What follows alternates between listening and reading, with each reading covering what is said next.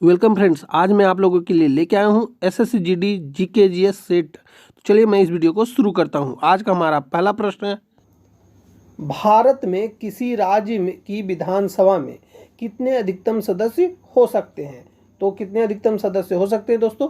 तो यह टोटल 500 सदस्य हो सकते हैं, यानी कि ऑप्शन नंबर सी इस प्रश्न का सही उत्तर हो जाएगा दोस्तों। और इससे एक क्वेश्चन और बनता है कि न्यूनतम सदस्य कितने हो सकते हैं? तो न्यूनतम सदस्य 60 होते हैं, ये आपको याद रखना है। और विधानसभा का कार्यकाल कितने वर्षों का होता है? तो विधानसभा का कार्यकाल 5 वर्षों का होता है, ये भी आपको याद रखना है। और लोकसभा का कार्यकाल कितने वर्षों का होता है? तो लोकसभा का कार्यकाल 6 वर्षों का होता है, ये भी आपको याद रखना है। और इसी तरह का एक क्वेश्चन और बनता है कि लोकसभा में अधिकतम सदस्यों की संख्या कितनी हो सकती है? तो लोकसभा में अधिकतम सदस्यों की संख्या 552 हो सकती है, ये भी आपको याद करना रखना है। ठीक, अब हम चलते हैं अगले प्रश्न की ओर। हमारा अगला प्रश्न है, निम्न में से कौन सा विद्युत धारा उत्पन्न करने वाली युक्ति है? तो विद्युत धारा उत्पन्न करने वाला युक्ति कौन सा है? तो वह है डायनेमो, यानी ऑप्शन नंबर बी इस प्रश्न का सही उत्तर हो जाएगा। और दोस्तों, विद्युत धारा मापने वाली युक्ति किसे कहते हैं? तो अमीटर को विद्युत धारा मापने वाली युक्ति कहते हैं। अब हम चलते हैं अगले प्रश्न की ओर। हमारा अगला प्रश्न है, क्रांति कोण के लिए अपवर्तन कोण कितना होता है? तो क्रांति कोण के लिए अपवर्तन कोण 90 डिग्री होता है, यानी कि ऑप्शन नंबर डी इस प्रश्न का सही उत्तर हो जाएगा दोस्तों। और बहुत बार क्वेश्चन एग्जाम में पूछा जाता है, सबसे अधिक अपवर्तनांक किसका होता है? तो हीरा का अपवर्तनांक सबसे अधिक होता है, ये आपको याद रखना है। और सबसे कम क्रांति कोण किसका होता है? तो हीरा का ही सबसे कम क्रांति कोण होता है, ये भी आपको याद रखना है। अब हम चलते हैं अगले प्रश्न की ओर। हमारा अगला प्रश्न है, निम्नलिखित में से कौन सा एक क्षारीय नहीं है? तो क्षारीय कौन सा नहीं है, ये आपको बताना है। तो इसमें से ऑप्शन नंबर डी क्षारीय नहीं है। दोस्तों, क्षारीय कौन कौन होते हैं? तो क्षारीय फर्स्ट ए, आवर्त सारणी के फर्स्ट ए में जितने तत्व पाए जाते हैं वे क्षारीय होते हैं, क्षारीय कहलाते हैं। और वो कितने तत्व हैं? तो टोटल 6 तत्व हैं, ये भी आपको याद रखना है। वे कौन कौन से हैं, मैं आपको नाम बता देता हूँ। Lithium, sodium, potassium, rubidium, caesium और फ्रांसियम, ये आपको याद रखना है। अब हम चलते हैं अगले प्रश्न की ओर। हमारा अगला प्रश्न है, भीमवेटिका की गुफाएं कितने साल पुरानी है? तो भीमवेटिका की गुफाएं 30,000 साल पुरानी है, ये आपको याद रखना है। कितने साल? 30,000 साल पुराने हैं भीमवेटिका की गुफाएं। और भीमवेटिका की गुफाएं कहाँ स्थित है? तो यह मध्य प्रदेश में स्थित है, ये भी आपको याद रखना है। ठीक, और भीमवेटिका की गुफाएं पुरान पाषाण काल की गुफा है, ये भी आपको याद रखना है। अब हम चलते हैं अगले प्रश्न की ओर। हमारा अगला प्रश्न है, निम्नलिखित में से किन कणों पर सकारात्मक आवेश होता है? तो सकारात्मक आवेश किन कणों पर होता है? तो प्रोटॉन पर सकारात्मक आवेश होता है, और न्यूट्रॉन पर तो कोई आवेश ही नहीं होता है। इलेक्ट्रॉन पर नकारात्मक यानी निगेटिव आवेश होता है, ये आपको याद रखना है। अब हम चलते हैं अगले प्रश्न की ओर। हमारा अगला प्रश्न है, डीपीटी वैक्सीन में पी किसे संदर्भित करता है? तो पी किसे संदर्भित करता है? तो डीपीटी का फुल फॉर्म क्या होता है, पहले ये देख लेते हैं। डीपीटी का फुल फॉर्म होता है डिप्थीरिया पर्टुसिस टिटनेस। तो पी से क्या हो जाएगा? पर्टुसिस, यानी कि ऑप्शन नंबर बी इस प्रश्न का सही उत्तर हो जाएगा। अब हम चलते हैं अगले प्रश्न की ओर। हमारा अगला प्रश्न है, लीमर क्या है? तो लीमर क्या है, ये आपको बताना है। तो लीमर एक प्रकार का वानर कुल का प्राणी है, यानी ऑप्शन नंबर डी इस प्रश्न का सही उत्तर हो जाएगा। और लीमर देखने में कैसा होता है? तो लीमर देखने में बिल्ली जैसा होता है, ये भी आपको याद रखना है।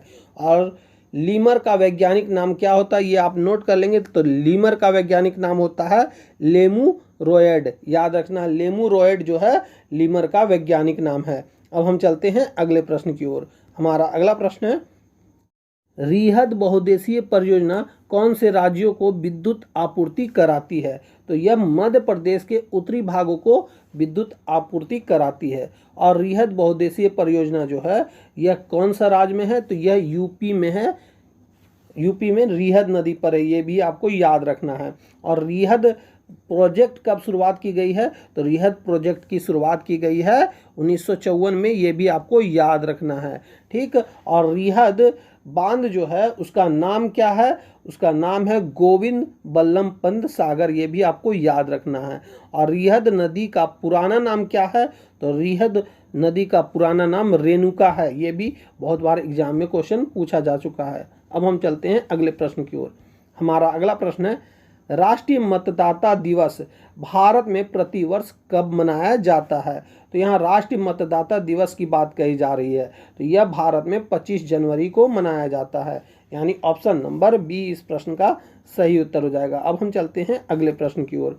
हमारा अगला प्रश्न है, लोकसभा का प्रथम अधिवेशन किस वर्ष में आयोजित किया गया था।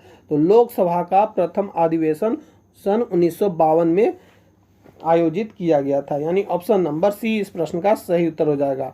और लोकसभा की प्रथम बैठक कब हुई थी, तो यह 13 मई को याद रखिएगा 1952 में हुई थी, ये आपको याद रखना है। काफ़ी बार यह क्वेश्चन एग्जाम में पूछा गया है। और लोकसभा को पहले किस नाम से जाना जाता था, तो इसे पहले जाना जाता था हाउस ऑफ पीपुल्स के नाम से। और लोकसभा का गठन किस अनुच्छेद के अंतर्गत हुआ है, तो यह अनुच्छेद 81 के अंतर्गत हुआ है, ये भी आपको याद रखना है। अब हम चलते हैं अगले प्रश्न की ओर। हमारा अगला प्रश्न है, निम्नलिखित में से कौन सा विटामिन पानी में घुलनशील है। तो पानी में कौन सा विटामिन घुलनशील है, तो बी और सी दोनों पानी में घुलनशील होते हैं, यानी कि इसमें जो ऑप्शन सी नंबर है विटामिन बी, यह एक करेक्ट आंसर हो जाएगा। अब हम चलते हैं अगले प्रश्न की ओर। हमारा अगला प्रश्न है, पानी से ऊपर तक भरे एक मग में पानी की सतह पर बर्फ का एक टुकड़ा तैर रहा है, जब बर्फ का टुकड़ा पिघलेगा तो क्या होगा। तो जब बर्फ का टुकड़ा पिघलेगा तो पानी का स्तर अपरिवर्तित रहेगा, यानी ऑप्शन नंबर सी इस प्रश्न का सही उत्तर हो जाएगा। अब हम चलते हैं अगले प्रश्न की ओर। हमारा अगला प्रश्न है, सहचर कोशिकाएं निम्नलिखित में से सिर्फ किसमें हैं। तो सहचर कोशिकाएं जो हैं वह एंजियोस्पर्म यानी कि अनावृत्ति बीजी में है, यानी ऑप्शन नंबर सी इस प्रश्न का सही उत्तर हो जाएगा। अब यहाँ पे अनावृत्ति बीजी की बात आई है, तो अनावृत्ति बीजी उस समूह को कहा जाता है जिसमें पौधे के बीच फल के अंदर ही होते हैं, ये आपको याद रखना है। अब हम चलते हैं अगले प्रश्न की ओर। हमारा अगला प्रश्न है, निम्नलिखित में से क्या विद्युत रोधी है। तो यहाँ पे विद्युत रोधी की बात कही गई है, तो यहाँ ऑप्शन नंबर बी लकड़ी जो है विद्युत रोधी है। और काफ़ी बार एग्जाम में क्वेश्चन पूछा गया है, विद्युत का सबसे अच्छा चालक कौन होता है। तो विद्युत का सबसे अच्छा चालक चांदी होता है, ये भी आपको याद रखना है। अब हम चलते हैं अगले प्रश्न की ओर। हमारा अगला प्रश्न है, मंगोल प्रजाति की जन्मभूमि है। तो मंगोल प्रजाति की जन्मभूमि क्या है, तो यह चीन है, यानी ऑप्शन नंबर सी इस प्रश्न का सही उत्तर हो जाएगा। और मंगोल प्रजाति को पहचाना कैसे जाएगा, तो मंगोल प्रजाति को पहचानने का सबसे आसान तरीका है कि इसकी आंखें जो होती है वह आधा खुली होती है, यानी अर्ध खुली हुई होती है। अब हम चलते हैं अगले प्रश्न की ओर। हमारा अगला प्रश्न, कोझिकोड बंदरगाह भारत के किस प्रदेश में स्थित है।